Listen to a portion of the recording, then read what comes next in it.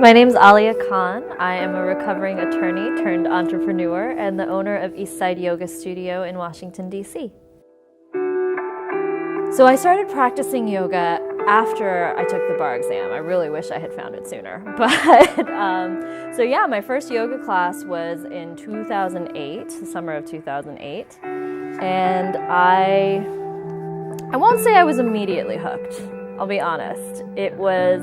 There were things about it that I liked, that I enjoyed, and that I found intriguing. And it took a while to find the right teacher and the right studio, and that's one of the biggest pieces of advice I give anybody who's new to yoga is keep trying till you find the right fit, because there's so many different styles. And honestly, every teacher has a different personality, and that comes out a lot in the yoga class. So you got to keep trying till you find the right fit. A lot of people ask me about my journey from being a corporate lawyer to opening a yoga studio, and it was a long and winding journey. I think the biggest question most people have is what inspired me to leave in the first place, / what gave me the courage to do it, because it's a scary jump, it's a big jump. I won't pretend that it wasn't. For me, it was my father passing away. And it was very sudden, and it really just woke me up to the fact that we have no idea how much time we have on this planet, and that I, for one, did not want to spend another moment of it doing anything that I did not find fulfilling or that I wasn't absolutely passionate about. I'm constantly encouraging people to not settle for comfortable and really do the work that it takes to get from comfortable to happy. And unfortunately, by definition, that process requires a period of discomfort, a period when things are going to be really crappy and really hard, because the first step is to get out of your comfort zone, and that never feels good. But I'm here to say it is 5,000% worth it.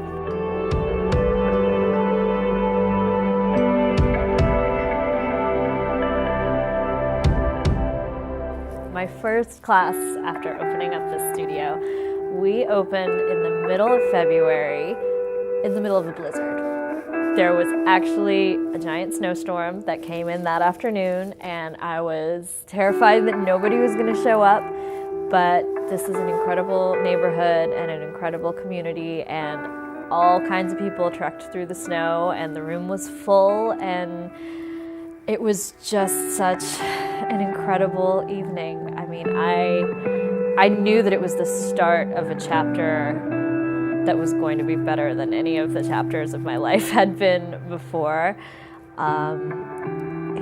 It was just, I'm rarely at a loss for words, but I still have not been able to come up with the words to fully capture what that felt like, to be in a space that I had designed and created. I mean, this place was a shell when I took it over.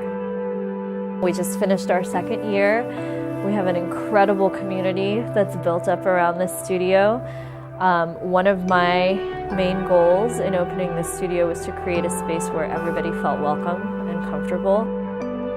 I couldn't wait to open up again the next day. You know, finishing up that first night and thanking the team that had come in and helped me run the place, and saying goodnight to the first batch of clients that came through the door, and just this overwhelming feeling that this was just the beginning of something that was going to become such a huge part of who I am, not just what I do, but who I am. And that really is what's happened. I've met so many incredible people through the studio, my team members, my front desk staff, my teachers, and of course, my clients.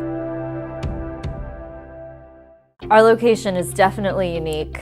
We are a hidden gem to the point where first-timers often have a hard time finding us, but once you find us, you will never have trouble finding us again.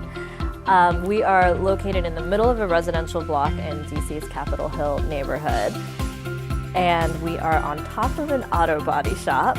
We're kind of set back from the street. We have a parking lot, which is very rare for this part of town. So in that sense, the building sticks out like a sore thumb, but when you pull up, you see the giant garage, and if you don't know where to look, you won't realize there's a yoga studio upstairs. There's a huge metal staircase off to the right, and you walk up the stairs and you end up on our rooftop deck.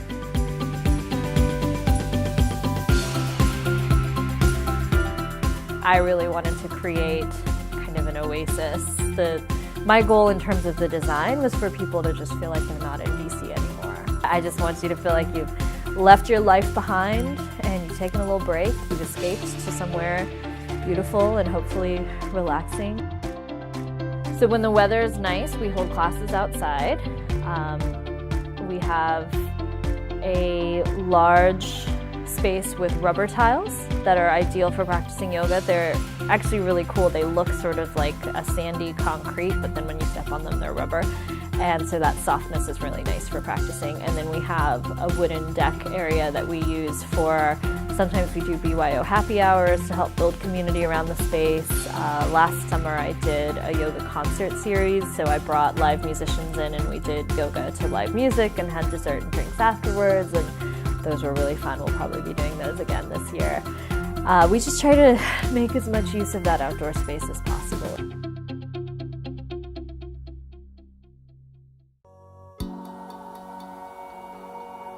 I feel like I've been really lucky as a female business owner.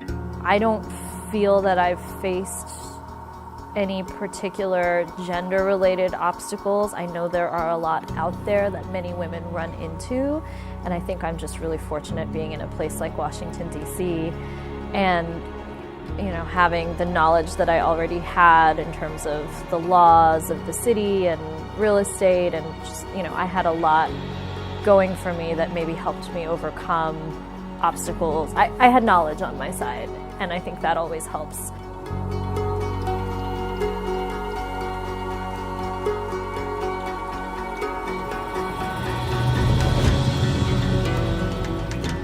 This business is my baby. I get to take credit for all of its successes. I take responsibility for all of its failures. It's on me. That's what I love about being an entrepreneur. I've been able to do that on my own, and if I can do it, so can you. I'm not going to say it was easy. Starting a business takes a lot of work, but that's okay. That's what makes it worth it, right?